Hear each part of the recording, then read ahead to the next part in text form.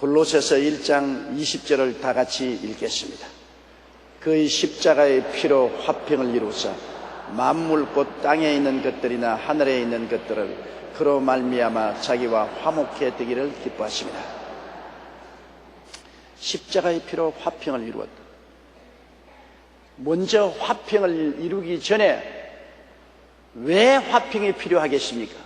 서로 원수가 되어야 화평이 필요하지 않습니까? 싸운 다음에 화목을 가져올 수 있죠. 우리가 이 세상에 살면서 안 싸워본 사람 아무도 없지요. 우리 나이 때는 학교 동료들하고 싸우고, 그 다음에는 직장에 나가면 직장 동료들하고 싸우고, 또 제일 많이 싸우는 것은 부부 간에도 싸우고, 부모 자식 간에도 싸우는 것입니다. 나는 어느 회갑연에 갔는데 거기에 계신 우리 부형님이 저보고, 목사님, 저희 부부는 한평생 살아오면서 한 번도 싸운 적이 없습니다. 그래서 저희 속으로 한 번도 사랑 안 했구나. 왜? 관심이 없으니까 안 싸우지요. 관심을 가지면은 자기의 의견을 자꾸 남에게 말을 하고, 아내는 남편을 자기 길로, 남편은 아내를 자기 길로 이끌고 독점 소유하려고 하기 때문에 부딪히고 싸움이 나게 되는 거예요. 전혀 싸움을 안 했다는 것은 서로 전혀 무관심하게 물에 물 탄 것 같이 덤덤하게 살았다는 증거인 것입니다. 사랑하면 싸우게 돼요. 싸우고 난 다음에는 또 화목을 해야 되는 것입니다. 그렇기 때문에 우리가 행복한 삶을 살기 위해서는 화평케 하는 법을 배워야 돼요. 싸움은 반드시 있는 것입니다. 부부간에 싸움은 안 싸울 수가 없어요. 싸우고 난 다음에 화평하게 되면 더 사랑이 뜨거워지는데, 화평할 줄 모르면은 싸움이 오래 계속되면 큰 상처를 가져오게 되죠. 그 화평하는 기술을 가져야 돼요. 부부간에 싸웠으면 남편이 부인 선물 가져와서, 여보, 이거 뭐 선물 하나 가져왔다. 선물은 무슨 선물? 아유, 왜 이래? 이거 하나 받아. 그러면 삐뚤어졌다가도 받으면 기분이 좋거든요. 또 남편이 삐뚤어졌으면 부인이 남편 위해서, 아이고, 오늘 수고하고 얼마나 더웠겠어. 여기는 시원한 냉수 맛있게 만들었으니 마시라. 등이나 쓰다듬어주면, 미쳤나? 이거 왜 야단이야? 그러면서도 속으로 그것이 화해의 동기가 되는 것입니다. 화해의 동기를 만들어야 돼요. 형제간에 싸워도 서로 화해의 동기를 만들어야 됩니다. 먼저 말을 걸어서 화해를 만들 사람이 있어야 되는 것입니다. 둘이 다 화해를 안 하려고 작정하라고 딱 버티면은 절대 안 되죠. 북한과 대한민국도 서로 화해하고 상부상조하고 살려면은 어느 편이든지 대화를 열어야 됩니다. 물꼬를 트야 돼요. 우리는 우리대로 딱 버티고 있고 북한은 북한대로 딱 버티고 있으면 화해가 되지 않기 때문에 대화의 물꼬가 트이지 않습니다.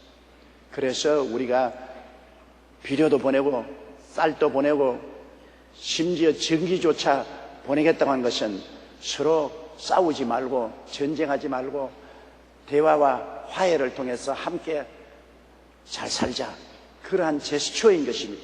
한편에서라도 그렇게 화해의 제스처를 해야 상대방이 그것을 받아들이고 화해가 되지, 두 분 다 고집 부리고 자기가 옳다고만 했으면 절대로 안 되는 것입니다. 그렇기 때문에 부부간에 함께 행복하게 살려면은 어느 누구도 한편이 자기를 죽이고 화해의 손을 내밀어야 되는 것입니다. 그 화해의 손을 내민다는 것이 힘들지요. 자기를 죽이지 않고는, 자존심을 죽이지 않고는 화해의 손을 내밀기가 힘든 것입니다. 내 자존심 딱 버티고 있으면 안 되지요. 하나님이 세상을 이처럼 사랑하사 독생자를 주셨다는 것은, 여러분, 그 배후에 너무나 놀라운 사실입니다. 하나님 앞에 범죄한 것은 사람입니다. 하나님은 아담과 하와를 위해서 우주를 다 준비하시고 말로 다 할 수 없는 아름다운 에덴의 낙원을 예비해서 주셨습니다. 하나님은 아담과 하와에게 해롭게 한 적이 전혀 없어요. 아담과 하와가 하나님을 배반하는 것입니다. 하나님의 마음에 큰 상처를 입혔습니다. 하나님은 아담과 하와에게 배신을 당했습니다. 온 지구를 다 아담과 하와에게 주고 에덴 동산을 다 주었는데 아담과 하와는 하나님을 배신하고 마귀와 짝을 지었습니다. 마귀는 하나님의 원수 아닙니까? 하나님을 대적하고 쫓겨난 마귀와 손을 잡고 하나님을 배신했으니 하나님이 입은 상처는 말로 닿을 수 없죠. 그 배신 때문에 아담과 하와는 하나님께로부터 쫓겨났어요. 그리고 저주를 받았습니다. 그 영이 죽고 땅은 저주를 받아 가시와 응급기를 내고 육신도 저주를 받아 늙고 병들어 죽게 된 것입니다. 그래서 3대 재앙이 아담과 하와 이후로 에덴에서 시커먼 강물을 토해낸 것입니다. 그 3대 재앙이 영혼이 죽는 재앙이고 환경이 저주받은 재앙이고 육체가 병들고 늙어 죽는 3대 재앙을 당한 것입니다. 그때 이후로 시작해서 인류는 대대로 어머니 뱃속에서 태어날 때부터 3대 재앙의 노예가 된 것입니다. 태어난 사람치고 영적으로 안 죽은 사람 없지 않습니까? 아담의 자손은 다 영적으로 죽어서 태어나고, 그리고 이 세상은 가시와 응급기가 나는 저주의 땅에서 태어나서 땀을 흘리고 고생하며 살고 육신이 병들고 늙어서 안 죽을 사람 누가 있습니까? 이거 다 하나님과 불화하고 하나님을 배신하고 나온 결과로 이렇게 된 것입니다. 그런데 사람이 하나님을 찾습니까? 사람은 하나님을 찾지 않습니다. 사람은 다 마음속에 악한 마음을 품고 멀리 하나님을 떠나서 인본주의로 삽니다. 사탄을 섬기고 세상을 섬기고 인본주의로 살고 하나님을 떠났습니다. 그런데 이런 사람들을 하나님이 불쌍히 여기셔서 화해의 손길을 내밀었는데, 사람이 먼저 하나님 화해합시다 하고 나온 것이 아니라 하나님 편에서 먼저 화해하자고 하나님께서 그 아들 예수님을 세상에 보내신 것입니다. 그렇다면 하나님이 마음속에 당신을 십자가에 못 박은 것입니다.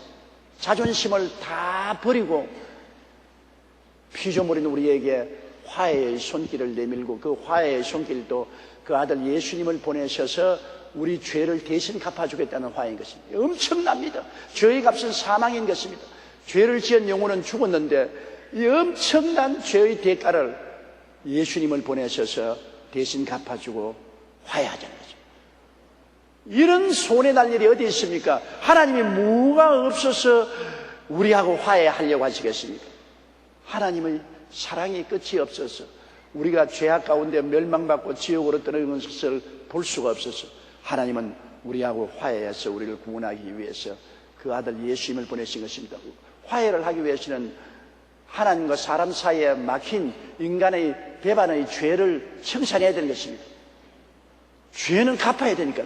죄의 값은 사망인데 사망을 갚아야 하나님과 우리 사이의 담이 무너지게 되는 것입니다. 그 사망의 담을 누가 흘러줍니까? 하나님이 예수님을 보내셔서 죄 없는 하나님 아들이 죄 있는 사람의 몸으로 오셔서 인간의 죄를 대신 다 짊어지고 십자가에서 우리의 죄를 청산해서 하나님과 사람 사이에 막힌 죄의 담을 흘러버린 것입니다.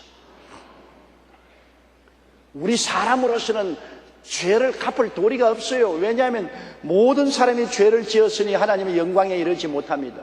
죄의 값은 사망이기 때문에 모두 다 자기 죄 값으로 죽지요. 빚을 진 사람이 다른 사람 빚 못 갚아요. 자기 빚도 못 갚는 처지에 누구 빚을 갚아요? 그렇기 때문에 사람이 자기도 못 구하는 처지에 다른 사람 구할 수가 없어요. 좋은 교사는 되고 정치인은 되고 철학자는 되고 윤리와 도덕을 가르치는 교사는 될 수 있을지 몰라도 남을 구원할 수는 없어요. 자기도 못 구하는 처지에 누구를 구합니까? 예수님은 죄 없이 태어났었기 때문에 당신이 죄가 없으므로 다른 사람의 죄를 걸머질 수가 있는 것입니다. 예수님은 빚 안 졌기 때문에 다른 사람 빚을 끌어안을 수가 있어요. 자기 빚이 있으면 다른 사람 빚 못 끌어안죠. 전혀 예수님은 빚이 없는 하나님이기 때문에 빚진 인류를 대신 끌어안고 그 빚을 갚는데 그 대가가 몸짓고 피 흘려 죽는 대가인 것입니다. 엄청난 대가를 지불하고 주님은 우리의 빚을 갚아주기로 작정하고 이 땅에 오셨습니다. 이것이 하나님이 우리하고 화해하겠다고 제스처를 한 대가인 것입니다. 여러분이 하나님과 화해하자고 하는 것은 아닙니다. 하나님이 여러분과 화해하자고 손을 내밀으셨으니 하나님이 얼마나 자존심 상한 것을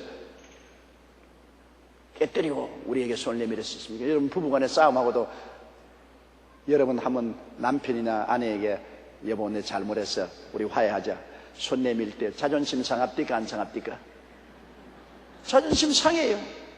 그러나 가정 평화를 위해서 자존심 상해도 꾹 삼키고 화해하자고 손을 내미는 그 편이 위대한 사람인 것입니다. 화해를 하자고 하는 사람은 그만큼 자존심을 버리고 자기 마음의 고통을 이기고 손을 내미는 놀라운 사람인 것입니다. 둘이가 다 똑같으면 화해가 안 돼요. 그 중에 한 사람이라도 훌륭한 사람이 있어야 화해가 돼요. 자존심을 죽여야 돼요. 자기 자존심 내세우고 화해는 절대로 안 돼요. 그것은 가정만 문제가 되는 것이 아닙니다. 이웃 간의 문제도 그렇습니다.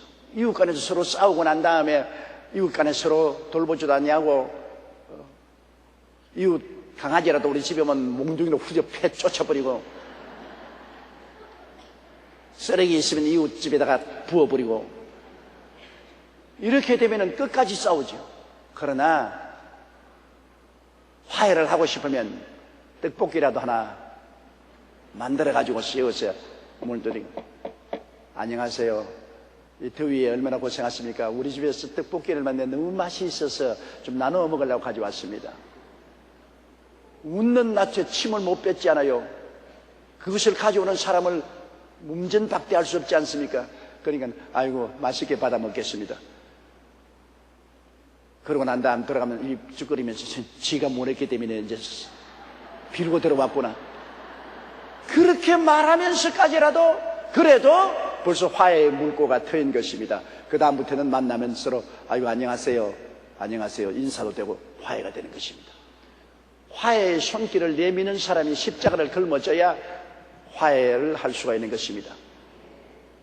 지금 두 산이 되었어요.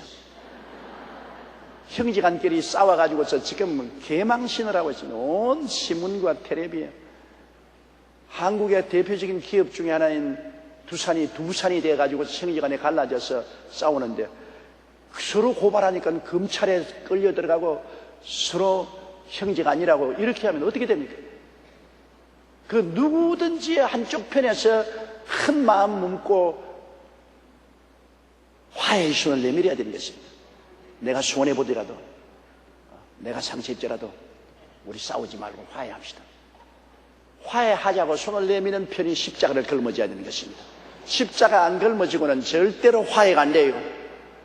십자가 걸머진다는 것은 죽는다는 것입니다. 내가 죽어야 화해를 할 수 있지 내가 살아서는 화해가 안 돼요. 십자가에 몸짓고 피 흘려 죽어야 화해가 되는 거예요. 하나님도 우리 사람하고 화해하자 하는데 죄는 사람이 짓고 배신은 사람이 했는데 화해는 하나님 편에 먼저 손을 내밀어서 화해의 대가로서 예수님이 십자가를 걸머진 것입니다. 생각해보면 사람들 참 고약한 종자들이에요. 정말 고약한 종자요. 하나님을 배신하고 온갖 악을 다 행하고 난 다음 그러고도 하나님이 일방적으로 화해하자고 예수님 십자가에 못 박여 몸짓고 피 흘려서 우리의 죄 빚을 다 청산해 주고 그러고도 내게로 수고하고 무거운 짐자들은 다 내게로 오라 내가 너를 쉬게 하겠다고 하는데 그래도 배반하고 반역하고 등을 돌리고 정말로 나중에 여러분 지옥에 가면 지옥의 심판이 어마어마하게 무서울 것입니다. 왜 그러냐? 사랑이 강했는데 그 강한 사랑을 배반할수록 미움도 강해지는 것입니다. 심판도 강해져요. 엄청난 사랑을 하나님이 베풀었는데 그 사랑을 배반하고 반증하시니 나중에 하나님이 그 사람에 대한 진노도 엄청나게 클 것 아니겠습니까? 지금은 주님께서 우리하고 화목하자는 때인 것입니다. 보라 지금은 은혜 받을 만할 때요. 지금은 구원의 날입니다. 좋은 때에 우리 태어났어요.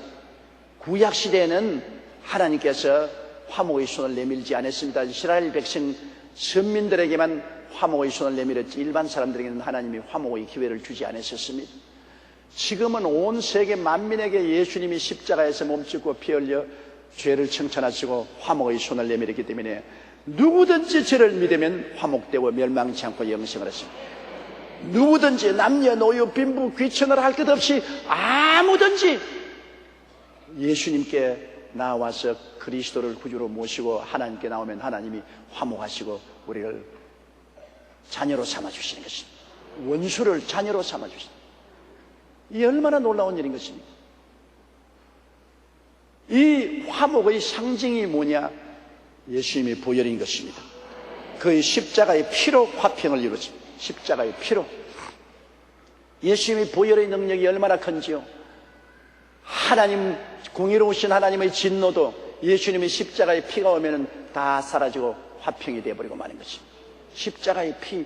그러므로 예수님의 보혈을 우리가 믿고 예수 그리스도의 보혈을 찬양했는데, 이스라엘 백성이 애굽에서 430년 종살이 하다가 나오는 날 어린 양을 잡아서 문설주에 피를 발라 놓았는데, 사망의 천사가 애굽에 내려와서 모든 장자를 다 죽일 때 문설주에 피가 있는 집안은 지나가 버렸었습니다.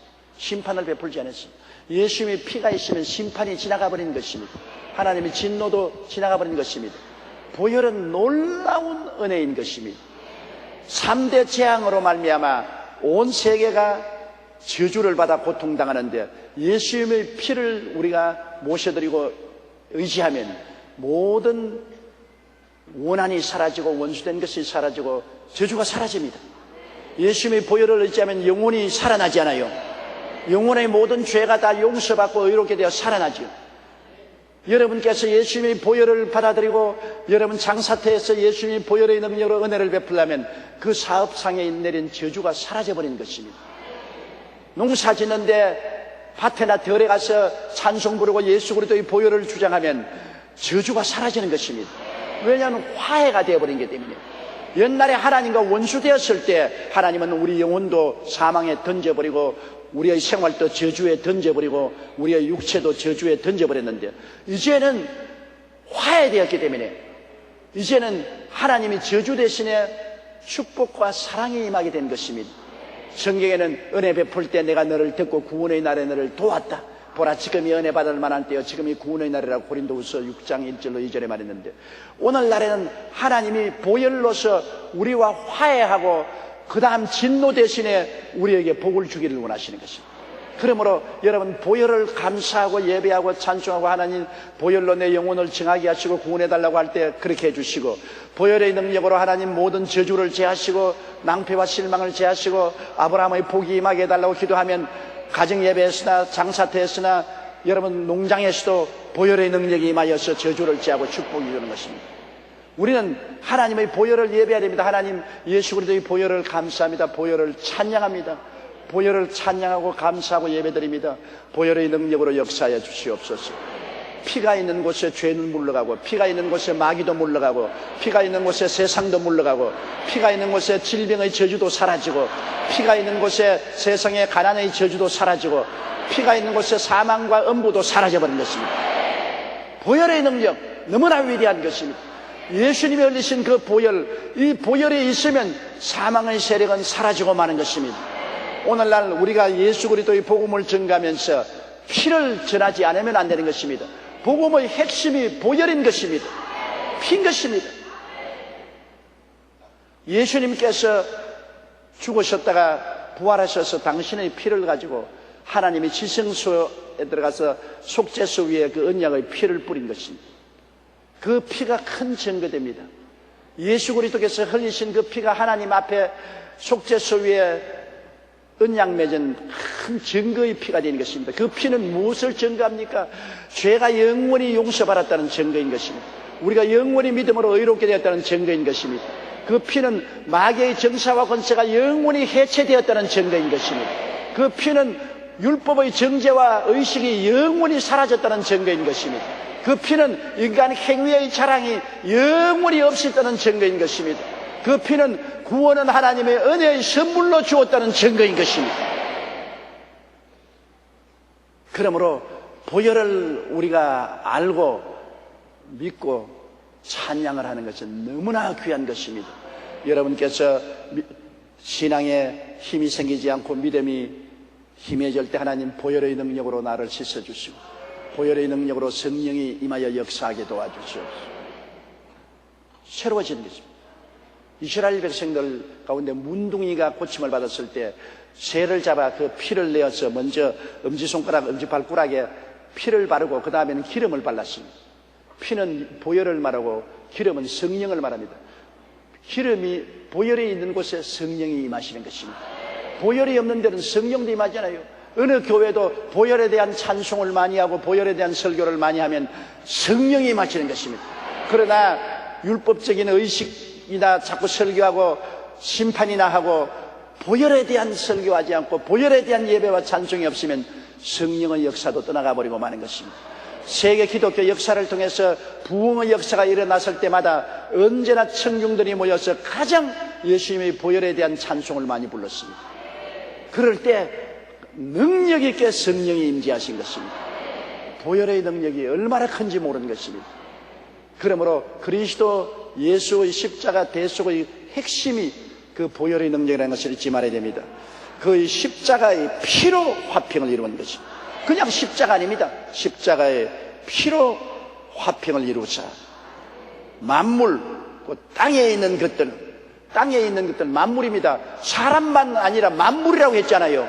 사람도 영원히 예수님의 피로 하나님과 화평되고 우리 육체도 피로 하나님과 화평이 되어서 저주의 질병이 떠나가고 화평의 축복이 임하시고 땅도 바다도 나무도 풀도 곡식도 모두 다 이 땅은 저주받은 땅이었는데 예수님의 피로 화평하게 되는 것입니다. 화평하게 돼요. 그러니 마귀가 예수의 피를 얼마나 미워하고 두려워합니까? 왜 이 땅이 저주받고 고통스러워야 되겠는데 예수님의 피가 있으면 다 화평이 되는 것입니다. 하나님과 화평, 우리 사람도 화평되고 몸도 화평하고 우리의 사는 환경도 하나님과 화평이 이루어진다. 하나님의 밝은 웃음이 웃어지는 화평을 이루게 된다. 한 가정에도 여러분 자식의 부모와 마음이 상해하면 온 가정이 지옥이잖아요. 집에 있는 것이 아버지 어머니와 틀리면 가정이 지옥이잖아요. 그러나 아버지 어머니하고 화평을 하고 함께 밥상에 앉아서 서로 대화할 수 있으면 가정이 천국으로 변하잖아요. 제일 고통스러운 것이 불화입니다. 불화. 부부간에 싸워본 사람 싸우고 난 다음에 집 밖에 나가서 일이 손에 잡히느냐? 안 잡힙니다. 저도 과거에 많이 싸워봤는데 싸우고 탁 박차고 큰소리하고 나와도 정신이 하나도 없어서 집중이 안 돼요. 일이 성경도 눈에 안 들어오고 기도도 안 나오고 하나님 말씀도 잘 전가할 수 없어요. 목사 사모가 제일 고집이 세다는 이유가 있습니다. 왜? 목사는 별도리 없이 수요일날 예배를 인도해야 되고 주일날 예배를 인도해야 되기 때문에 화목하지 않고는 성령이 오지 아니하시므로 먼저 회개를 하거든. 그러니 초년 때부터 늘 자꾸 목사님이 부인에게 회개를 하니까 습관이 돼가지고서 싸워봐라. 수요일날까지만 기다리라. 까짓것 수요일날까지만 기다리라. 이래가 목사 부인들이 제일 고집이 세다고. 왜? 목사들이 쉽게 회개를 하니까. 다는 안 그렇지만 그런 경향이 많다 그 말인 것입니다. 내 경험에 의하면 내가 먼저 늘 회개를 했으니까. 안 하면 기도가 안 나오는데 어떻게 해요? 하나님 말씀 증언하려고 하면 기도가 해야 되겠고 성령이 임해야 되는데 화해가 안 되고 불화가 되어 있으면 아무 역사도 일어나지 않는 것입니다. 가와 만선석이라고. 그러므로 불화는 모든 고통의 시작인 것입니다.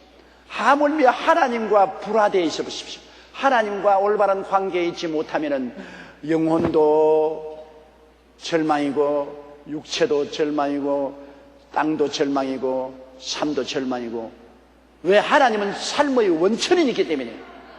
생명의 근원이 하나님인데 생명의 근원인 하나님과 불화하면 좋은 것이 없잖아요. 오늘 세상이 이렇게 가난하고 저주가 들끓고 병들고 물고 찢고 싸우고 테러리즘 전쟁과 전쟁 소문이 끝이 없고 고통과 몸부림이 꽉 들어찬 이유는 하나님과 불화하기 때문인 것입니다. 하나님과 불화하고 난 다음 이 땅에서 행복할 수가 없는 것입니다. 우리가 축복받는 가장 지름길이 예수님의 보혈을 의지해서 하나님과 화평해야 됩니다. 하나님과 화평해야 됩니다. 하나님과 화평해서 내가 하나님을 쳐다보고 아버지라고 마음 편하게 부를 수 있으면 내 영혼이 편안하고 내 육체가 편안하고 내 가정이 편안하고 내 삶이 편안해지는 것입니다. 편안한 곳에서 축복이 임하지요, 불화하고 요란한 곳에 축복이 임하지 않은 것입니다. 그 십자가의 피로 화평을 이루사 만물 곧 땅에 있는 것들이나 하늘에 있는 것들을 그로 말미암아 자기와 화목해 되기를 기뻐하시며. 자, 하늘에 있는 것이 왜 보혈로 화목하나? 하늘에 하나님을 반역한 것이 있나요? 하늘의 천사들은 하나님께 절대 복종한 게 막인해놓고, 그런데 하늘에 있는 것들도 하나님과 화목한, 보혈로 화목한다.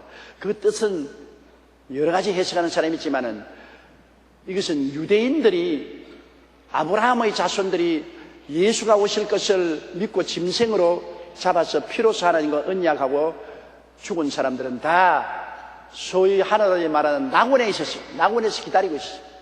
그래서 성경에 보면은 부자와 나사로의 이야기도, 부자는 음부에 내려가고 나사로는 낙원에 들어가서 아브라함의 품에 안겼다. 아브라함의 품이나 낙원이라 말합니다. 예수님께서 십자가에서 돌아가시기 전에 예수님을 고백한 강도에게 너희는 오늘날 나와 함께 낙원에 있으라 는 것입니다. 낙원 하늘인 것입니다. 낙원 하늘에 있는 사람들은 전부 예수님이 십자가에서 피를 흘려 짐승의 피로서 언약 맺은 사람들에게 진짜 예수님 피로서 완전히 구원할 때까지 기다리고 있었습니다. 낙원에 기다리고 있었습니다. 오늘날 죄인들은 마지막 불과 여왕으로 타는 못에 참여하기 위해서 음부에서 지금 기다리고 있는 것처럼 아브라함의 자손들은 낙원 하늘에서 기다리고 있었습니다. 그런데 예수님이 십자가에서 죽으셨다 부활하셔서 그 보혈을 가지고 낙원에 내려갔어요. 자, 너희들이 오래오래 나의 약속을 믿고 기다렸으니 이게 내가 다 이루었다. 피를 의지해서 이제 너와 완전히 화목하게 되었다. 짐승의 피로 언약 맺은 너희들 이제는 나의 피로서 다 화목되었으니 천국으로 가자. 그래서 낙원 하늘에서 천국으로 옮기신 것입니다. 그래, 하늘에 그 사람들은 낙원 하늘에 있던 사람들인데 다 화목했죠. 그래서 땅에 있는 것들이나 하늘에 있는, 낙원 하늘에 있던 것들이나 모두 다 예수님의 보혈로 화평하게 된 것입니다. 예수님의 보혈, 주님의 보혈, 주님의 보혈, 보혈의 잔 마시네. 이스라엘에, 이스라엘에 거룩한 제사같이 흐르고 있네, 흐르고 있네. 귀하신 주 보혈, 기쁨으로써 노래 부르며 영원히 마시겠네. 이러므로 예수 믿는 여러분, 하루 종일 보혈을 잊어버리면 안 되는 것입니다. 찬송 부를 때도 보혈을 생각하고, 기도할 때도 언제나 예수님의 보혈을 의지하고, 여러분이 믿음을 주장할 때도 보혈을 의지하십시오. 보혈의 능력과 성령의 능력과 말씀의 능력은 우리의 위대한 무기가 되는 것입니다. 우리 20절 다 같이 한번 읽어보십시다. 그의 십자가의 피로 화평을 이루사 만물 곧 땅에 있는 것들이나 하늘에 있는 것들을 그로 말미암아 자기와 화목되기를 기뻐하십니다. 보혈이 하나님과 사람 사이와 하나님과 만물과 화평만 가져온 것이 아니라 사람과 사람 사이에 막힌 담도 보혈의 능력을 주장하면 화평을 가져옵니다. 부부간의 나라도 서로 불화하면 하나님 보혈의 능력으로 남편과 아내 사이에 화목을 갖다 주시옵소서. 보혈의 능력으로. 부모와 자식 간에 불화하면 보혈의 능력으로 주님 화평을 갖다 주시옵소서. 형제 간에 이웃 간에 불화할 때도 예수님이 보혈의 능력으로 막힌 담을 흐르시고 화평을 갖다 주십시오. 왜? 보혈의 능력을 주장하면 성령이 역사하기 때문인 것입니다. 성령은 꼭 피가 있는 곳에 성령이 역사하는 것입니다. 피가 없는 곳에 성령이 역사하지 않습니다. 보혈로 화평해달라면 성령이 그 피를 통해서 역사하기 때문에 사람과도 화평되지요. 또 우리가 장사터에 장사할 때도 하나님 보혈의 능력으로 이 사업이 잘 되도록 나와 화평되게 하여 주시옵소서. 나와 화평이 되어야 사업이 농사를 지을 때도 이 농토가 나와 화평되게 하여 주시옵소서. 예수님이 보혈의 능력으로 이 농토가 나와 화평되게 하여 주시옵소서. 서로 궁합이 맞으면 사람이 자기 장사터에도 궁합이 맞아야 되고 농사도 궁합이 맞아야 잘 되지 않습니까? 틀리면 안 되지 않아요. 예컨대 그것은 예수님의 보혈과 성령의 능력으로 이루어지는 것입니다. 21절요. 전에 악한 행실로 멀리 떠나 마음으로 원수가 되었던 너희를. 자, 우리 예수 믿기 전에 어떠한 사람들이 악한 행실로 멀리 떠나, 우리가 하나님을 모르니까 하나님을 배반한 인간은 모든 것이 악입니다. 빛과 어두움이 있는데 빛이 없으면 뭡니까? 어두움이죠. 어두움이 있으면 빛이 없고 빛이 있으면 어두움이 없습니다. 빛은 하나님이고 어두움은 마귀인데 하나님이 없으면 누가 와 있습니까? 마귀가 와 있죠. 마귀는 바로 어두움이요 죄요 악입니다. 아니 나는 뭐 특별히 나쁜 짓 안 했는데 그것이 문제가 아닙니다. 내가 빛 속에 있느냐 어두움에 있느냐 그것이 문제인 것입니다. 빛 속에 있으면 모든 것이 의롭고 영광스럽고 거룩하고 깨끗해지는 것입니다. 어두움 속에 있으면 모든 것이 더럽고 추하고 악하게 되는 것입니다. 그러므로 예수님 믿지 않고 윤리적 도덕적으로 깨끗하게 살아도 하나님은 그것을 빛난 악으로 보는 것입니다. 외모로 볼 때는 번쩍번쩍 빛난 같지요, 사람들 보기에. 그러나 하나님은 그것을 악으로 보는 것입니다. 하나님 모르고 행한 모든 윤리와 도덕적이고 선한 행위라는 것 자체도 빛난 악덕입니다. 모든 것을 예수님을 믿고 하나님 안에서 행하여 의롭고 선하게 되는 것이지, 예수 믿지 않고 하나님 없이 행한 인간의 행위는 다 악입니다. 그렇기 때문에 예수 없이 내가 선한 행위로 구원받는다고 생각하지 마십시오. 그것은 빛난 악덕입니다. 아무리 선한 행위를 해도 하나님의 아들 예수님을 믿고 하나님을 의지하지 않고 한 선한 행위는 하나님이 악으로 취급하고 인정하지 않습니다. 그리스도 안에서 행한 것이 하나님 앞에 인정을 받는 것입니다. 전에 악한 행실이니까 악한 행실을 쉽게 말하면 하나님 안 믿고 살아온 삶을 말하는 것입니다.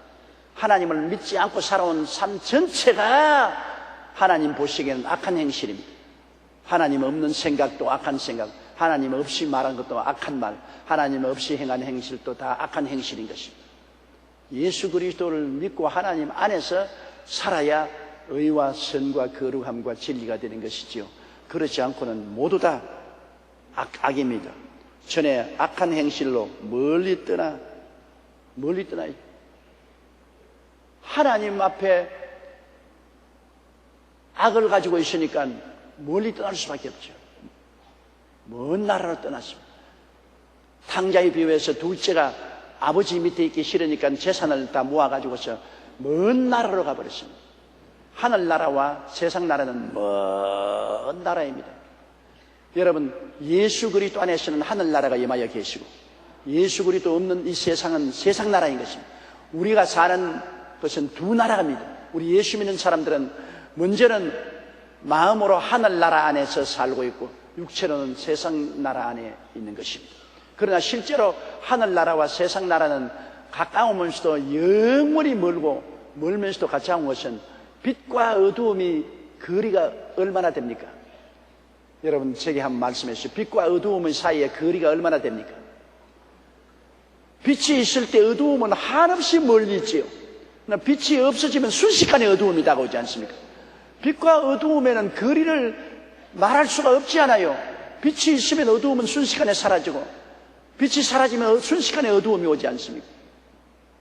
그러므로 예수님이 계시면 순식간에 마귀는 떠나가고 예수님이 떠나가면 순식간에 마귀가 들어오는 것입니다. 거리는 인간적인 척도로서는 상상할 수가 없는 것입니다. 그러므로 우리가 마음으로 악한 행실로 하나님을 믿지 않을 때는 멀리 멀리 떠나서 마음으로 원수가 되었어요. 하나님과 원수가 되었어요. 하나님의 일을 다 무시하고 멸시하고 짓밟고 반대하는 하나님의 원수가 되었습니다. 그럼 생각해 보십시오. 안 믿어도 뭐 하나님이 그렇게 가혹하게 하게 된가? 여러분, 그리스도를 믿지 않고 구원받지 못한 사람은 그 실존 자체가 하나님과 원수입니다. 원수. 그냥 친구도 아니요, 무관심한 것도 아닙니다. 원수예요. 원수는 너 죽기 아니면 내 죽기입니다. 내가 하나님을 죽이든지 하나님이 나를 죽이든지 둘 중에 하나입니다. 믿지 않는 삶의 상황이 하나님 앞에서 얼마나 위험하고 가혹스럽다는 것을 알아야 됩니다. 원수관계입니다. 하나님과 원수관계에 있어요. 우리는 하나님과 아버지와 아들의 관계에 있어요. 아버지와 자식의 관계에. 그러나 믿지 않는 사람은 하나님 앞에서 원수관계에 있는 것입니다. 그 성경이 그렇게 말하고 있죠. 전에 악한 행실로 멀리 떠나 마음으로 원수가 되었던 너희를. 원수가 되었어. 그 원수가 된 사람이 뭐 어렵다고 하나님 날 도와주시오. 원수가 도와달라는데 도와줄 수가 있어요. 아주 무서운 상황 속에 있습니다. 그런 상황 속에서 육체가 죽으면 그 영혼은 영원히 지옥으로 곤두박질 칠 수밖에 없습니다. 22절요. 이제는 그 육체의 죽음으로 말미암아 화목케 하사 너희를 거룩하고 흠없고 책망할 것이 없는 자로 그 앞에 세우고자 하셨으니, 이 원수된 우리들을 주님께서는 오셔서 육체가 죽음으로 그 보혈의 능력으로 화목케 하신다. 보혈의 능력으로 화목케 하시고 난 다음에 그 다음에는 성령을 보내셔서 우리를 변화시켜 주시는 것입니다. 변화는 성령의 능력으로 오거든요. 사람의 힘으로 변화가 오잖아요. 에스겔 골짜기에 마른 뼈다귀들이 그냥 살아났습니까?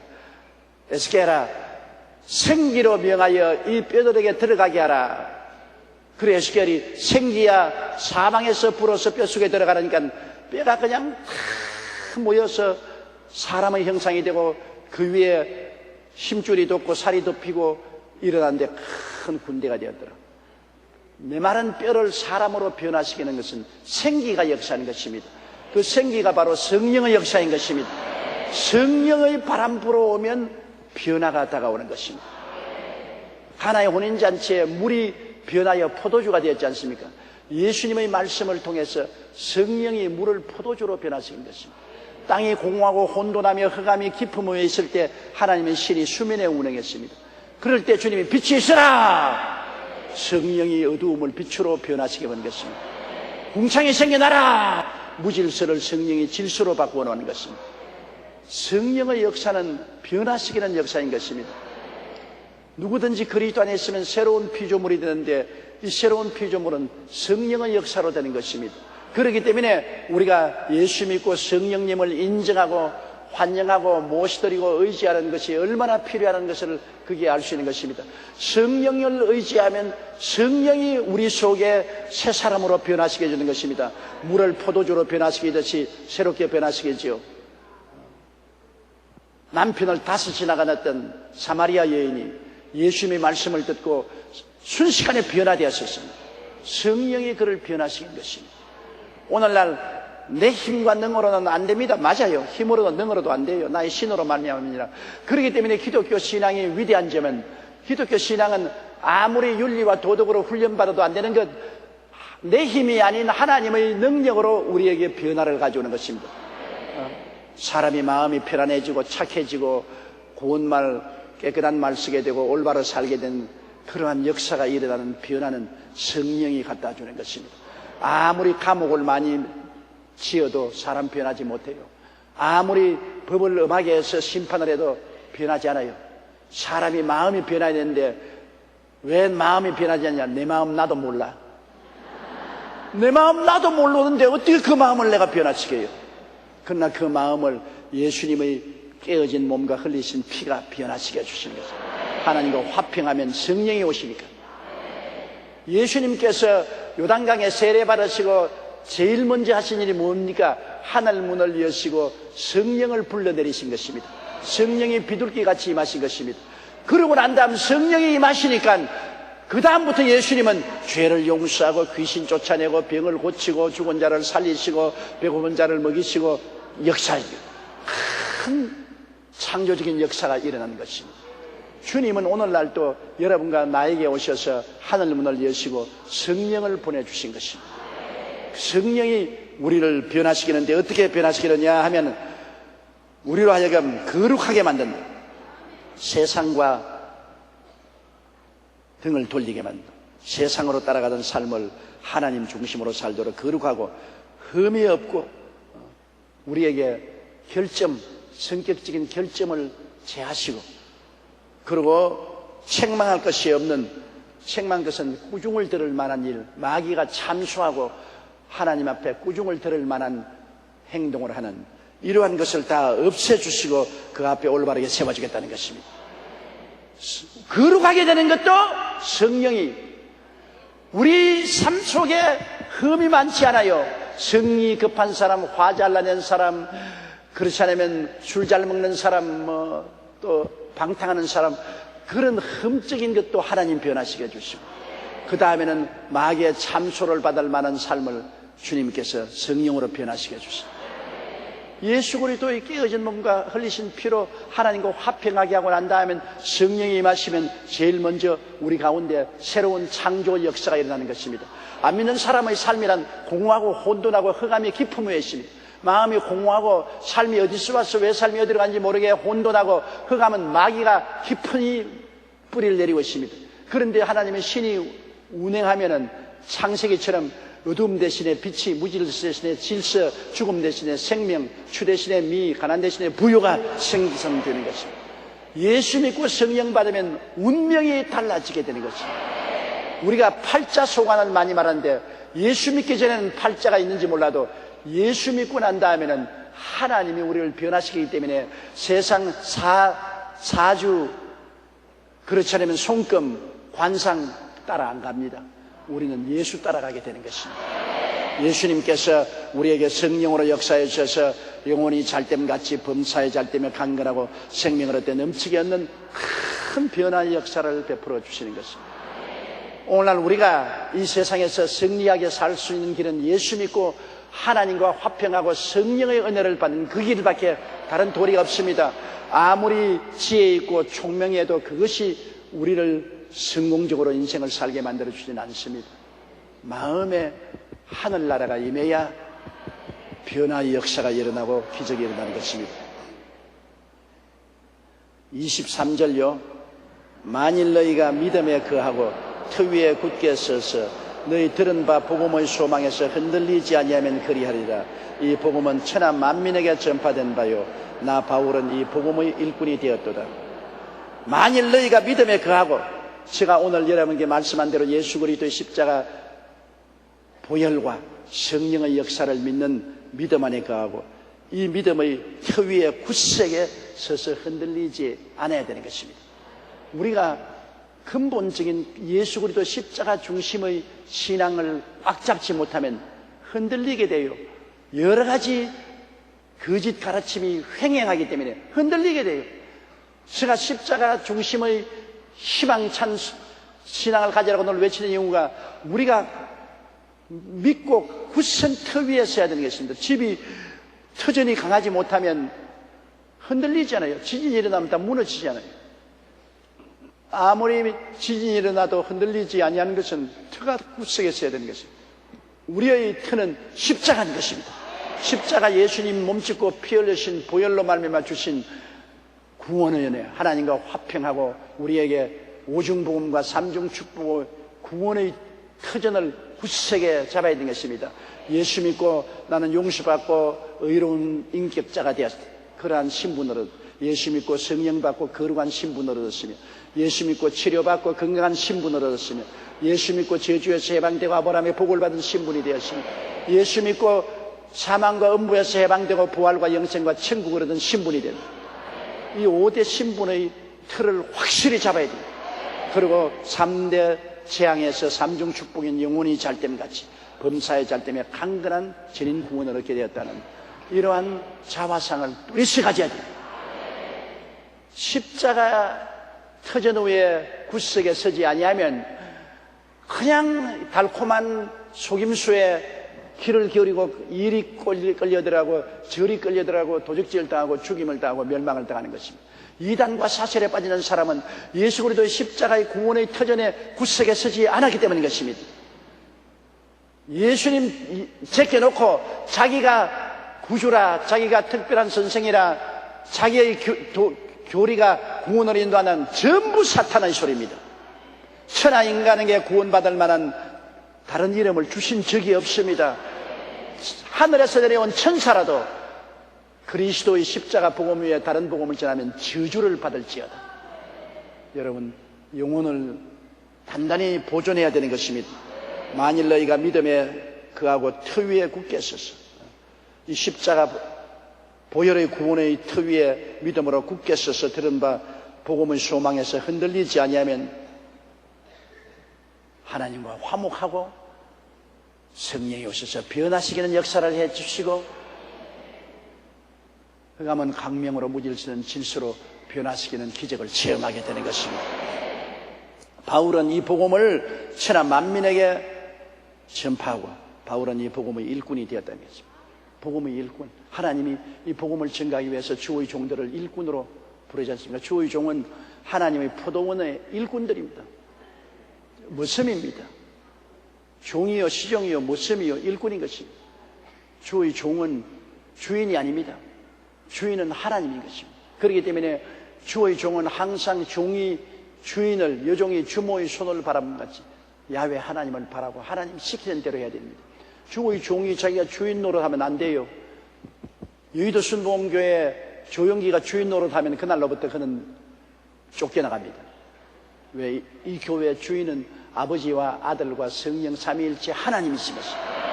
아버지가 계획하시고 예수님이 몸짓고 피 흘려 값주고 사시고 성령이 와서 역사에서 여러분 구원시킵니다. 하나님 삼위일체 하나님이 교회의 주인이지 어떠한 사람도 교회 주인이 아닙니다. 목사도 당회 장로님들도 다 종입니다. 머슴입니다.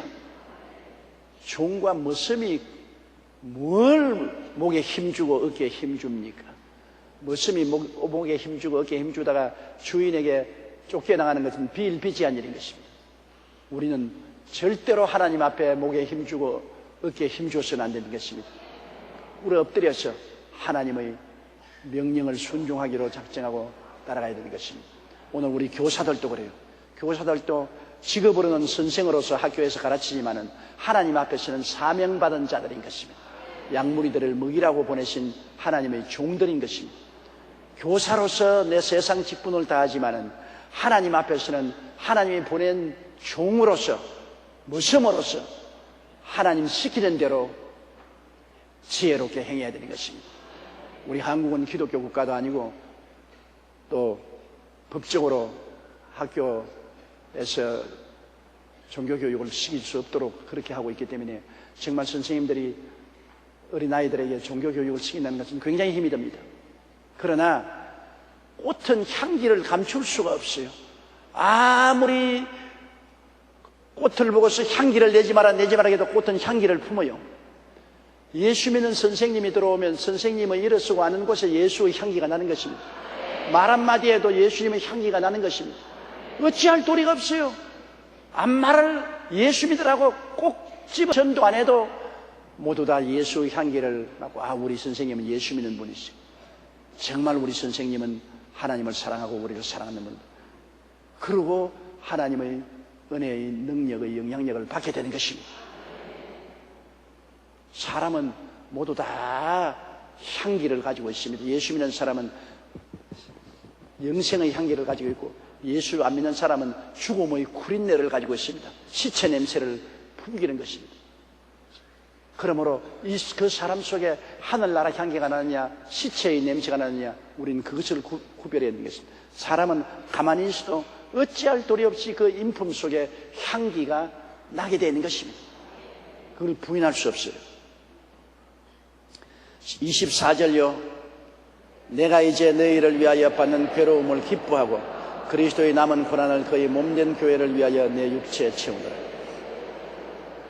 바울 선생은 골로새 교인들뿐 아니라 그리스도의 복음을 전하기 위해서 핍박을 많이 받고 괴로움을 많이 받았습니다. 내가 이제 너희를 위하여 받는 괴로움을 기뻐한다. 왜? 하나님의 영광을 위해서 받는 괴로움이기 때문에 기쁘다 말입니다. 하나님이 이처럼 사랑해 주셨기 때문에 그 사랑을 보답하기 위해서 내가 고통을 당하는 것은 기뻐서 하는 것입니다. 부인이 남편의 사랑을 많이 받으면 그 남편을 위해서 집에서 수고하고 가사 일을 하는데 괴로워도 기쁘게 하는 것입니다. 남편에게 사랑을 못 받고 쥐어 박히면 가사 일을 왜 해요? 모든 일이 괴롭지요. 심지어 자식 기름까지 괴롭습니다. 그러나 사랑을 담뿍 받고 나면은 내가 그 사랑에 보답하는 마음으로 수고하는 것이 기쁘고 즐겁지 않아요. 우리가 왜 그리스도의 복음을 전하다가 욕도 얻어먹고 뺨도 얻어맞고 그래도 기뻐하느냐? 그리스도의 사랑의 그 은혜에 보답한다는 마음이 있기 때문에 기쁜 것입니다. 예수님의 사랑에 너무 보답입니다. 한국의 유명한 부흥사였던 김익두 목사는 목사가 되기 전에는 유명한 주목잡이였습니다. 저 안에 안악시장에 김익두가 나타나면 그날 장나라 아주 완전히 난장판이 되는 겁니다. 발로 차고 깨고 쥐어받고. 그런데 김익두가 예수를 믿고 목사가 됐다고 합니다. 하는 김익두 목사님이 산길을 걸어가다가 너무 더워가지고서 옷을 벗어놓고 앉아서 쉬고 땀을 닦는데 술이 취한 중년 남자가 관리자 그램으로 오더니만 야, 이 새끼야, 네가 왜 먼저 와서 내 자리를 차지했느냐? 이게 죽여버리겠다. 그러면 되면 주먹을 가지고 김익두 목사를 때립니다. 거기 김익두 목사 가만히 앉아가지고서 많이 얻어맞았어요. 많이 얻어맞고 그 다음에 실컷 때렸습니까? 뭐 이런 기회에서 실컷 때렸다고? 내 말을 듣고 때리고 싶으면 더 때리십시오. 나는 예수를 믿고 거듭난 사람인데 내가 예수를 안 믿었으면 당신 오늘 이 자리에서 박살났다. 뭐 어째? 내가 누구냐면 안악시장에서 주목내비하던 김익두요. 이 사람이 얼굴이 새파래져가지고 그 자리에 꿇어앉아서 한 번만 살려주십시오. 당신이 오늘 하나님 덕분 본 줄 알아라. 내가 옛날 김익두 같았으면 당신 오늘 내 손에 죽었어. 그러나 나는 예수님 손에 죽은 사람이라. 그러므로 내가 당신이 때려도 얻어맞고 있어서 나 조건이 하나 있어. 당신 용서해주는. 오늘 내 부흥회에 같이 가야 된다. 당신 내 이만큼 때렸으니까 대가로 부흥회에 내가 같이 가야 된다.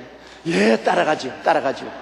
그래서 김익두 목사님 부흥회에 따라가서 회개하고 그분이 교회 장로까지 되었었습니다.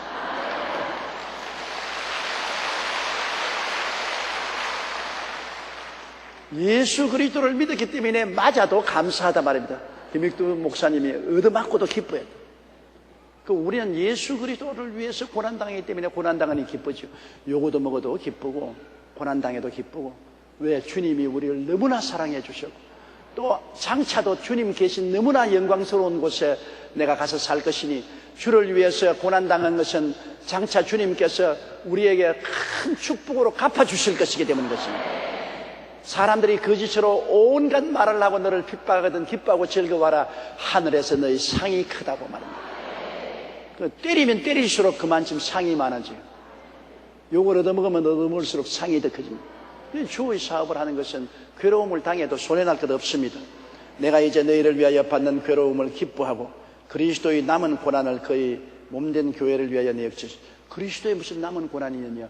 예수님이 6시간 십자가에 못 박여 몸치고 피 흘려 죽었다가 다 이루었다 하시고 죽으시고 부활하셨는데 무슨 남은 고난이 있느냐? 남은 고난이란 뭐냐? 여러분, 그리스도가 남겨놓은 게 뭡니까? 교회입니다. 교회는 그리스도의 몸입니다.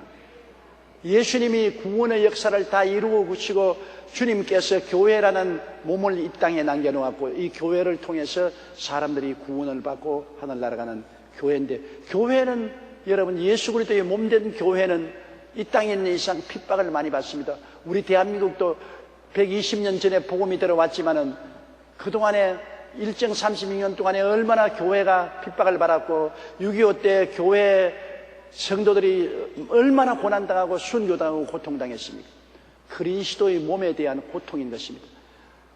주님이 강림하시면 이제는 이 고통이 다 사라지지만은 주님 강림하시기 전까지는 아직까지도 그리스도의 몸된 교회, 이 몸된 교회는 여러 가지 고난에 처하게 되는 것입니다. 이것을 바울 선생은 성경에 말하기를 그리스도의 남은 고난이라고 말했었습니다. 그리스도의 남은 고난.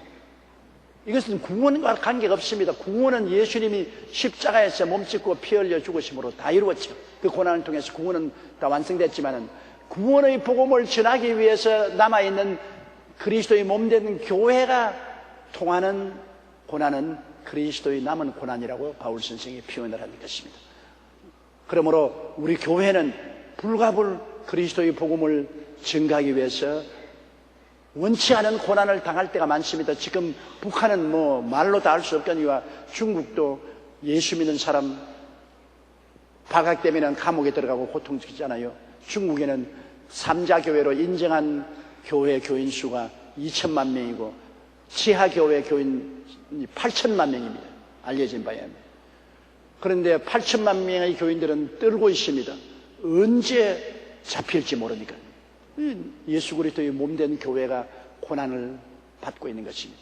저 사우디아라비아 같은 데서는 여러분 예배를 보면 국가에서 와서 잡아서 감옥에 넣거나 추방당합니다. 그렇기 때문에 사우디아라비아 사람인 우리 한국 사람들도 예배를 드릴 때 어떻게 드리냐, 전부 여자들은 뜨개질 할 걸 갖다 놓고 남자들은 태권도 옷을 갖다 놓고 난 다음에 예배를 드리다가 막 보는 사람이 종교경찰이 온다 하면 빨리 옷을 다 태권도 복으로 갈아입어 가지고서, 그리고 여자들은 머리에 수건 쓰고 뜨개질해요. 그러면 종교경찰이 오면 얏 여자들은 한쪽에 앉아서 뜨개질하니까 아 이거 뭐 예배 오는 거 아닌구나. 그렇게 고난을 당해야 예배를 드리고 있어요. 정말 우리는 팔자가 구자로 늘어진 사람들인 것입니다. 이렇게 편안하게 찬송하고 기도하고 예배드려도 국가가 우리를 간섭하지 아니하고 이웃이 우리를 간섭하지 아니하고 편안하게 예배드립니다. 이렇게 예배를 드릴 수 있기까지 얼마나 우리 선배들이 피를 흘렸다는 것을 알아야 돼요. 우리 선조들이 순교를 당하고 고통을 당하고 괴로움을 당함으로 기독교 신앙이 우리 땅에 뿌리를 내리고 기독교 문화가 우리 한국에 충만하게 되고, 이제는 국가도 교회를 핍박할 수 없고 어떠한 사회단체도 교회를 무시할 수 없을 만큼 힘이 세어졌다. 우리 민족의 30%가 예수 그리스도를 음으로 양으로 믿고 있기 때문에 손댈 수 없습니다. 우리는 정말 좋은 시대에 태어나서 편안하게 예수 믿는 줄 알아야 되는 것입니다. 정말로 감사해야 돼요. 어쩌다가 이때 태어났는지 감사하기 말로 다 할 수 없어요. 막 잡아 죽일 때 끌려가서 저 절두산에 3천여 명이 목이 날아갔는데 대웅원 시절에 그때 태어났더라면 여러분도 목이 날아갔어요. 한강에 던졌습니다. 우리같이 편안하게 예수 믿고 천당 가는 것 얼마나 복받은지 말로 다 할 수가 없습니다. 그러므로 예수 그리스도의 몸된 교회가 이 땅에 남아있는 이상은 그 예수 그리스도의 남은 고난이 있습니다. 그리스도의 몸된 교회는 영혼을 구원하기 위해서 고난을 감내하고 나가야 되는 것입니다. 그것을 바울이 말한 것입니다. 내가 이제 너희를 위하여 받는 괴로움을 기뻐하고 그리스도의 남은 고난을 그의 몸된 교회를 위하여 내 육체에 채우느라. 몸된 교회, 그리스도의 몸된 교회에 붙은 가지이기 때문에 교회를 핍박하면 가지도 핍박을 받지 않습니까? 바울 선생이 교회의 핍박을 자기가 몸으로 당하고 있다고 말하는 것입니다. 25절요. 내가 교회에 일꾼된 것은 하나님이 너희를 위하여 내게 주신 경륜을 따라 하나님의 말씀을 이루려 함이라. 내가 교회에 일꾼된 것은 하나님이 너희를 위하여 된 것입니다. 주의 종은 성도들에게 준 하나님의 선물입니다, 여러분. 주의 종은 다른 것 아닙니다. 조용기는 여의도 순복음교회 교인들에게 준 하나님의 선물입니다. 왜 하나님이 저를 선물로 보내서 씨를 따라 때를 따라 말씀을 여러분에게 먹이고 여러분 위해서 기도하고 푸른 초장 쉴만한 물가로 인도하게 만들었으니 선물 아닙니까? 나는 하나님이 여러분에게 보낸 선물입니다. 주의 종은 성도들에게 하나님이 주신 것이지 성도들이 주의 종을 섬기는 것이 아니라 주의 종이 성도들을 섬기도록 보내준 것입니다. 내가 교회의 일꾼 된 것은 하나님이 너희를 위하여 내게 주신 길. 내가 교회의 일꾼 된 것은 하나님이 너희를 위하여 섭리하사, 경륜이라는 것은 하나님의 섭리입니다. 하나님이 섭리하사 하나님 말씀을 이룬 것입니다. 바울은 하나님이 섭리해서 그가 교회를 회파하고 다메섹에 있는 교인들을 잡아서 감옥에 갇히기 위해서 가다가 길거리에서 하나님이 빛을 비추시고 예수님이 사울아 사울아 너가 어찌 나를 핍박하냐고 나타나시 않습니까? 이 하나님의 경륜입니다. 하나님의 섭리가 나타나서 핍박하는 자가 믿는 자가 되고 파괴하는 자가 전도자가 되다. 이러한 하나님의 경륜을 통해서 하나님의 말씀이 이루어져서 바울은 하나님의 종이 되고 너희를 위해서 일꾼이 되었다고 말한 것입니다. 다 하나님이 종으로 부를 때는 하나님이 계획과 경륜이 있어요. 계획과 경륜이 있어요. 우리 부목사 이호선 목사 지금 앉아있는데 내 중학교 후배라고요. 웃자다 보니까 중학교 후배. 그런데 내가 서대문에서 목회할 때 법대를 나오고 난 다음에 판사가 되거나 검사가 되겠다고 고등고시 시험을 치다가 몇 분 떨어졌지. 몇 번 떨어졌나? 2분 떨어졌나? 안 떨어졌으면 목사 안 됐어요. 정말 하나님께 감사해야 돼. 떨어진 것을 안 떨어졌으면 판사나 검사 되었으면 버렸어. 사람은 완전히 그냥 하늘나라에 오는데 떨어져서 고통하는 가운데 교회를 찾아오고 나오고 카운셀링하고 예수 믿고 그 다음 목사가 되어서 한국에서 섬기고 브라질에서 선교사로 일하고 미국에서 선교사로 일하고 지금 우리 교회 와서 부목사로 일하니 하나님의 경륜이 얼마나 신비합니까? 경륜이라는 것은 하나님의 섭리입니다. 하나님의 섭리가 그렇게 했지 자기가 그렇게 한 것은 아니지요. 저도 그렇지 않아요. 저도 목사 되려고 꿈도 안 꾸었는데 내가 폐병 걸려서 쓰러져서 죽게 되고 올 때 갈 데 없어 할 수 없이 선교사를 만나게 되고 예수 믿게 되고 목사 되셔. 다른 길이 있었으면 다른 길로 갔을 겁니다. 하나님의 경륜이 아무데도 못 가게 하고 이 길만 터놓았었어요. 너 예수 안 믿으면 죽는다. 예수 길만 열어놓고 예수 믿고 나니까 목사 길만 열어놓고 다른 길은 못 가도록 다 막아버립니다. 하나님의 경륜인 것입니다. 우리 한 사람 한 사람이 다 하나님의 희한한 경륜이 있어서 예수를 믿고 구원도 받게 되고 또 주의 종도 되게 되는 것입니다. 그건 하나님의 계획인 것입니다. 내 계획이 아닌 것입니다. 하나님은 여러분 모든 사람에게 계획을 가지고 계신 것입니다. 세상으로 말하면 운명입니다. 하나님이 정해놓은 운명이 있습니다. 그 운명을 우리가 떨쳐버릴 수가 없어요. 우리 힘으로는. 더구나 예수 믿는 사람은 하나님이 만세전에 하나님의 자녀가 되도록 예정을 해놓은 것입니다. 그러니 하나님의 예정을 어떻게 우리가 떨쳐버릴 수 있습니까? 하나님이 어떠한 방법으로도 사업에 실패하든지 병들든지 낙심하든지 고통당하든지 어떠한 방법으로도 우리가 깨어지고 회개하고 돌아오게 경륜하시는 것입니다. 그래서 예수 믿게 돼요. 우리가 이 세상에 살면서 스스로 선택할 수 있는 길은 뭐냐? 하나님이 오늘 여러분 여의도 순복음교회에 와서 예배 보라고 예정해 놨는데 예배 볼 때 앞자리에 앉을 것이냐 뒷자리에 앉을 것이냐 오른쪽에 앉을 것이냐 왼쪽에 앉을 것이냐 그거는 여러분이 선택할 수 있어요. 교회에 와서 예배 드리는 것은 하나님의 예정된 것입니다. 이거는 여러분 거부할 수 없어요. 운명적으로 교회는 와서 예배 드려야 되는데 여러분 선택은 앞자리 뒷자리 옆자리 그것밖에 없어요. 그것이 우리가 선택할 수 있는 선택권이고 교회에 오는 것은 하나님의 예정인 것입니다. 그러므로 예정과 선택은 그렇게 됩니다. 하나님이 예정한 가운데서 우리가 선택을 할 수 있는 것이지 예정을 우리가 거역할 수는 없는 것입니다. 바울 선생도 내가 교회의 일꾼 된 것은 하나님이 너희를 위하여 내게 주신 경륜 즉 하나님의 모든 섭리를 따라 하나님 말씀이 이루어져서 너희 종이 되었다는 것입니다. 26절요. 이 비밀은 만세와 만대로부터 오므로 감추었던 것인데 이제 그의 성도들에게 나타났고 이 비밀이 뭡니까? 예수 믿고 하나님 섬기고 우리가 주의 종이 되는 것이 비밀인데요. 예수님은 오늘 또 안 믿는 사람에게는 비밀입니다. 예수가 누군지 모르지 않아요. 구약시대에 하나님의 선민인 이스라엘 백성조차도 예수님을 몰랐습니다. 그들은 모세의 율법을 쫓아서 제사의식을 행했지 그것이 모두 다 예수님을 상징하는 것처럼 몰랐습니다. 짐승을 잡아서 피를 강물같이 흘렸습니다. 속죄제, 속건제, 감사제, 화목제, 번제. 그러나 이 모든 것이 예수님이 십자가에서 피 흘릴 것을 예정으로 보여주신 것인데 그 비밀을 몰랐거든요. 그렇게 많은 짐승을 잡아 제사를 드리면서 이 짐승이 장차 오실 예수 그리스도의 희생의 제물이라는 그 비밀을 몰랐습니다. 그렇기 때문에 예수님이 오셨을 때 예수님을 배반하고 예수님을 박대하고 등 돌렸죠. 이방인들은 말로 다 할 수 없이 모르지요. 이방인들은 아예 예수님이 하나님의 아들이요 구원의 섭리를 가지고 오신 분인지를 모르고 있죠. 비밀입니다. 그런데 그 비밀을 여러분은 깨달았어요. 어떻게 깨달았냐? 성령이 깨닫게 해주신 것입니다. 성령으로 말미암지 않고는 예수 그리스도를 주라고 할 수가 없습니다. 성령이 마음을 열어서 깨닫게 해주셨어요.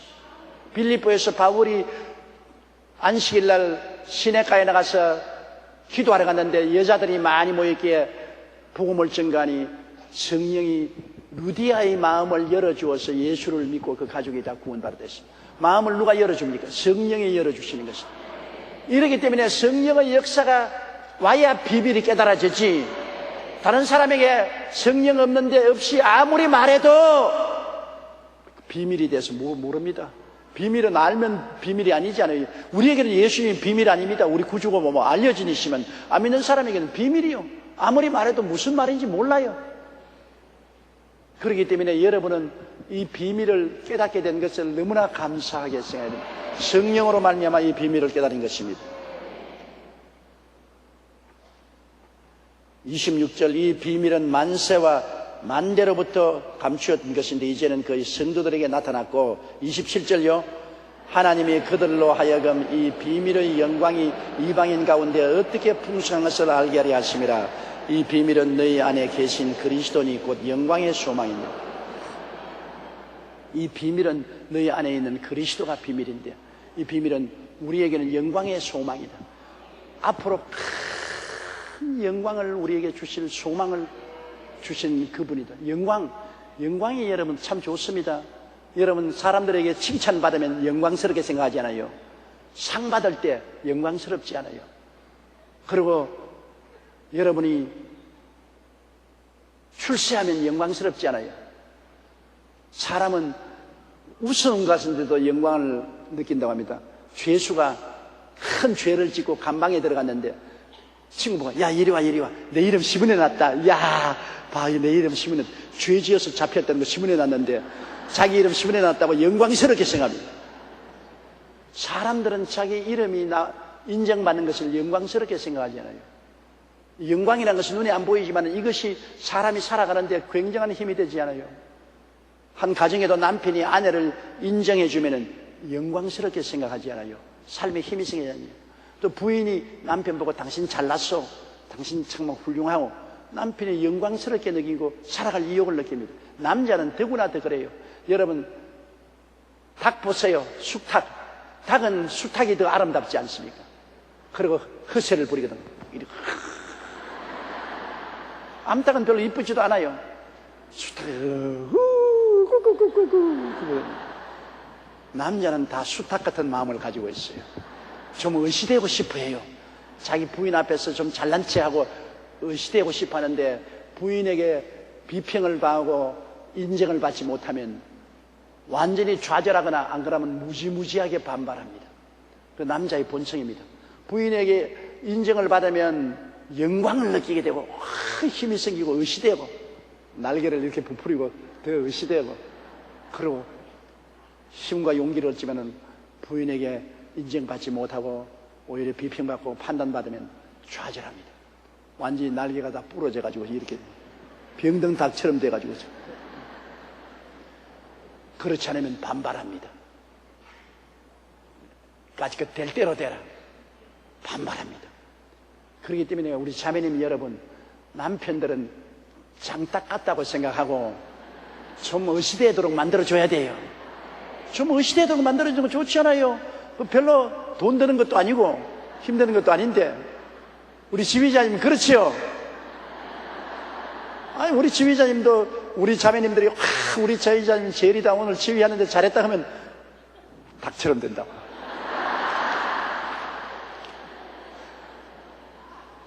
그렇게 해드리라고요. 우리 여러분 집에 들어가거들랑 남편들 좀 의시대해둘 수 있도록 만들어주면은 여러분도 좋고 남편도 좋고 가정도 다 좋아요. 그러나 멸시해버리면 그냥 완전히 파탄이 이르게 되는 것입니다. 그게 바로 영광이거든요. 영광, 인정받았다는 영광, 더구나 내 아내에게 내가 인정받았다는 영광, 그 대단한 영광이 되는 겁니다. 영광은 우리에게 큰 소망을 가져오는데, 장차 우리가 하늘나라 올라가면 하나님은 이런 영광을 주시는 것입니다. 하나님의 자녀가 된 것 영광스럽지요. 우리가 새로운 변화된 부활의 몸을 얻는 것 영광스럽지요. 그리고 아주 좋은 저택을 얻으니 얼마나 영광스럽습니까? 거기에다가 혼인잔치에 예수님의 신부가 되어서 들어가니 얼마나 영광스럽습니까? 아예 그냥 영광의 소망이 넘쳐나는 것입니다. 예수 그리스도가 가슴 속에 있으면 이 모든 영광의 근원이 되는 것입니다. 이 얼마나 음성스러운 영광이 우리를 기다리고 있으며, 이 영광이 있기 때문에 우리가 기가 막히게 행복하고 기뻐하고 즐거워하게 되는 것입니다. 하나님이 그들로 하여금 이 비밀의 영광입니다. 이 비밀의 영광이 이방인 가운데 어떻게 풍성한 것을 알게 하려 하심이라. 이 비밀은 너희 안에 계신 그리스도시니 곧 영광의 소망이니라. 우리는 다 앞으로 다가올 큰 영광의 소망을 가지고 있습니다. 우리의 신분과 지위가 한없이 높아지고 영광스러워지는 그 소망을 가지고 있는 것입니다. 그 이유는 예수님이 우리 속에 계시기 때문인 것입니다. 28절요. 우리가 그를 전파하여 각 사람을 구원하고 모든 지혜로 각 사람을 가르치면 각 사람을 그리스도 안에서 완전한 자로 세우려 함이라. 우리가 예수님을 전파하고 또 예수 믿는 사람들을 지역장, 구역장, 우리 교사 여러분께서 구원하고 모든 수단과 방법을 다 통해서 가르치고 이렇게 하는 것은 점점 그리스도 안에서 장성한 분량이 넘치게 되기를 원하기 때문인 것입니다. 여러분, 어린아이로 남아있으면 안 되잖아요. 대소변 바라는 어린아이가 이제 대소변 가리고 기어다니고 초등학교, 중등학교, 고등대학 이렇게 완전한 성인이 될 때까지 부모들이 열심으로 노력하고 가르치지 않습니까? 자란 만큼 더 영광을 누릴 수가 있는 것입니다. 어린아이들은 사탕 과자 하나만 주면 영광스럽게 생각합니다. 그러나 어른에게 사탕 과자 줘서 영광스럽게 생각하잖아요. 어른들에게는 높은 지위를 주면 영광스럽게 생각해요. 누리는 것이 달라요. 천당에 올라가서 하나님의 영광을 누리는 것이 달라요. 잘하지 못한 사람은 하늘나라에 가서 하늘나라 사탕 과자 하나 가지고 좋다고 그런 적은 영광밖에 누리지 못해요. 그러나 잘한 사람은 하늘나라에 가서 큰 아름다운 상급을 주시면 그 굉장히 영광스럽게 생각하죠.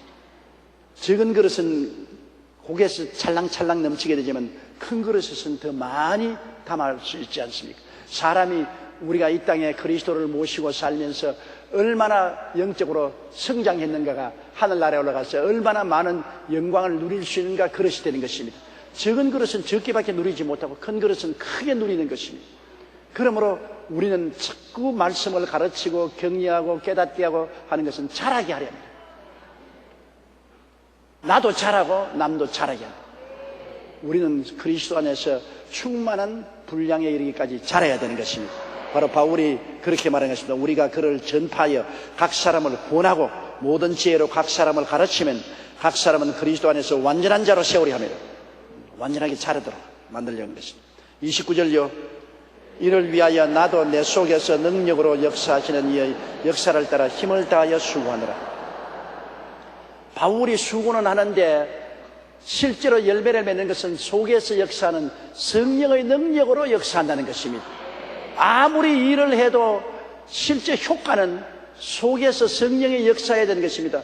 저도 47년간 교회 사업을 했습니다. 육신적으로 수고 많이 했죠.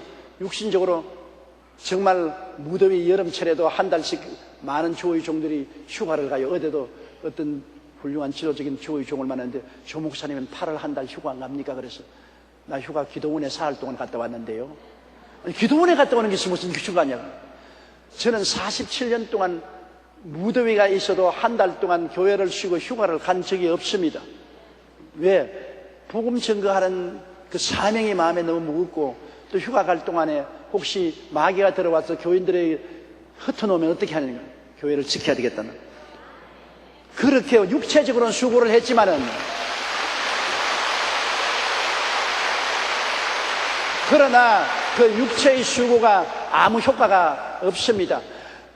저희 안에서 역사한 성령이 역사해서 효과를 발생한 것입니다. 제가 말한 것은 내가 여러분께 박수 받거나 칭찬받으려고 한 것은 아니고요. 내가 생겨 먹기로 그렇게 생겨 먹었기 때문에 내가 했지. 왜냐하면 나는 편안하게 놀지를 못하기 때문에 생겨 먹어서 그렇게 되었지요. 제가 어떤 주의 은퇴한 목사님 보고서 참 편하겠다, 팔자 좋겠다, 이제는 교회 출근할 의무도 없고 주일날 설교 준비, 수요일날 설교 준비할 필요도 없고 참 편안하고 좋겠다. 나도 좀 그렇게 해봤으면 좋겠다. 그러니까 한 말이, 당신은 생겨 먹은 것이 일하게 생겨 먹었기 때문에 교회 심무하든 은퇴를 하든 당신은 절대로 쉬지 않을 것이다. 우리가 보기에는 당신은 팔자가 그런 팔자다. 맞았어요. 저는 우리 아버님께서 저를 보고 팽이 팔자라 그래요. 팽이는 자꾸 때려서 돌려야 가만 서 있지, 가만히 있으면 자빠지니까 저를 보고 팽이 팔자라 그랬는데, 제가 무슨 잘나서 열심을 한 건 아닙니다. 왜냐하면 팔자가 그러니까 할 수 없이 하는 거예요. 팔자가 그러니까 자꾸 기도하고, 자꾸 교인들 돌보고, 자꾸 교회 나오고, 자꾸 전도하고, 자꾸 부흥회 나가고, 안 그러면 괴로우니까, 안 편안하니까 내주오라고 하는 것이지. 그러나 그렇게 한다고 효과가 있는 것이 아닙니다. 그 안에 성령의 역사해야 효과가 있는 것입니다. 열심을 인간적으로 아무리 다 해도 성령이 역사하지 아니하시면 아무런 효과 없습니다. 효과 없는 일 해봤자 무슨 소용이 있어요? 열매 없는 나무와 같죠. 바울 선생이 말한 것도 그럽니다. 이를 위하여 나도 내 속에서 능력으로 역사하시는 이의 역사를 따라 힘을 다하여 수고한다. 바울 선생이 수고 많이 했지요. 매도 수없이 맞고, 여행도 너무나 많이 하고, 굶주리기도 많이 하고, 고생도 많이 했는데, 그러나 그러한 것이 열매를 맺은 것은 아닙니다. 그렇게 하는 가운데 그 안에서 능력으로 역사하시는 성령의 역사가 있었기 때문에 열매를 맺게 된 것입니다. 그러므로 자랑할 것이 어디 있습니까? 없습니다. 자랑할 것은 하나님 아버지와 예수님과 성령님밖에 자랑할 것이 없는 것입니다. 우리 여의도 순복음교회가 세계적인 교회가 된 것은 우리가 사람으로 자랑하는지 모르지만 절대로 사람으로 자랑해서는 안 됩니다. 왜? 이 교회가 우리가 애를 써서 성도들이 헌금해서 건물도 짓고, 그때 1970년대에 이만한 건물을 지었다는 것은 정말 기적입니다. 왜냐하면 이 건물을 설계할 한국에 기술자가 없었어요. 이런 정도. 요사이는 얼마나 좋은 건물을 잘 짓지만 그때는 이 건물을 설계할 사람도 없었어요. 그러나 우리 성도들이 너무나 고생하고 정말 수고하고 어려운 생활 가운데서 헌금해서 이 교회를 지었지만은, 그러나 교회당만 지어놓고 교인들이 없으면 무슨 소용이 있습니까? 교회를 지어놓고 이 교회가 세계적인 교회가 되도록 성도들을 모아서 75만이 되게 한 것은 성령이 하신 일인 것입니다. 수고는 했어도 효과는 성령의 역사에서 효과를 발생하는 것입니다. 그러므로 항상 성령님을 인정하고 환영하고 모시드리고 의지하십시오. 우리 지역장, 구역장들이 수고하는 건 너무나 알아요. 저는 매일같이 지역장, 구역장들을 위해서 기도를 하는데 정말 고맙고 감사한 일이죠. 지역장, 구역장님들이 장원에서 영혼들을 위해서 신방하고 가르치고 수고하는데, 그래 수고해도 그것이 영혼을 자라게 하거나 구출하지 못하고 성령이 그 안에서 역사해야 효과가 있는 것입니다. 그러므로 지역장, 구역장 여러분 항상 성령 충만하도록 기도하고 성령님을 인정하고 환영하고 모셔드리고 의지하고 성령의 도우심을 구하십시오. 성령이 도와주셔야 효과가 있습니다. 교사 여러분, 열심으로 여러분이 학생들을 가르칠 때 언제나 성령께 의지하십시오. 성령님이 시나 때를 따라서 지혜와 총명을 주시고 능력을 주셔서 전도할 수 있도록 해달라고 기도하십시오. 하나님의 성령은 위대한 가정교사입니다. 저는 이 이야기 하나 하고서 끝해야 되겠다. 내가 중학교 우리가 2학년에 올려와서 6.25가 났는데 6.25 사변을 끝나고 난 다음에 도로 중학교 3학년 교실에 들어갔는데 내 옆에 군산에서 이사온 학생이 하나 있었어. 키도 적고 몸도 왜소하는데 공부를 못해요. 그 6.25 사변 나기 전에 내 짝으로 왔는데 공부를 너무나 못해요. 왜냐하면 시험 칠 때 내가 다 보여줘도 못 적어요. 한 연구도 못해요. 너무나 둔해서. 그런데 6.25 사변이 끝나고 난 다음에 3학년에 우리가 소집이 되어서 학교 가 공부를 하는데 얘가 천재가 되었어요. 뭐 어마어마하게 영어도 잘하고 수학도 잘하고 뭐 내가 볼 때 입이 딱 벌어져요. 그래, 그 비결이 뭔가 보니까 그 아버지가 서울대학교 학생을 가정교사로서 고용했어요. 서울대학 학생이 가정교사로 와서 이 애를 데리고 열심으로 가르치는 게 우리 학교 교과 과정을 뭐 대학생이 중학교 3학년 과정을 열심히 가르치니까 얘가 뭐 순식간에 우리 모든 학생들 반보다도 머리가 되고 꼬리가 되지 않고 위에 있고 아래 내려가지 않았어요. 박만규라고 지금 프랑스에서 유명한 과학자가 되었습니다만 그래 내가 너무나 부럽더라고요. 나보다 형편없던 애가 가정교사 하나 잘 만나니까 완전히 천재가 되어버려요. 우리 힘으로 못하는 것 훌륭한 가정교사가 오면 유능하게 만들어주는 것입니다. 그 가정교사가 누구냐? 성령이신 것입니다. 보혜사란 말은 쉽게 말하면 가정교사란 말인 것입니다. 우리를 돕기 위해서 하나님께로부터 보내심을 받아 항상 함께 있는 자, 그걸 보혜사라고 합니다. 파라클레토스. 그 우리를 돕기 위한 가정교사가 있습니다. 우리 보통 사람이요. 우리 별 볼 일 없는 사람인데 가정교사가 와 있기 때문에 그 교사의 말에 귀를 기울이고 그 교사의 인도를 받으면 여러분이 천재가 되어버리고 유능하게 되어버린 것입니다. 유능한 남자, 유능한 여자, 유능한 지역장, 유능한 구역장, 유능한 교사, 유능한 사업가, 유능한 정치가 능하게 만드는 거예요. 바울 선생이 내게 능력 주신 자 안에서 내가 능치 못하심이 없나니라. 바로 여러분은 그 가정교사를 다 모시고 있습니다. 하나님께서 여러분을 고아와 같이 버려두지 않고 보혜사를 보내신 것입니다. 이분을 의지하면 유능하게 되는 것입니다. 이분이 없으면 유능하게 안 돼요. 이분만 있으면 도저히 경쟁자가 따라올 수 없이 유능하게 되는 것입니다. 그러므로 성령님이 역사하면 여러분의 수고가 헛되지 아니하고 다 열매를 맺고 효과를 발생하고 하나님의 은총이 나타나게 되는 것입니다.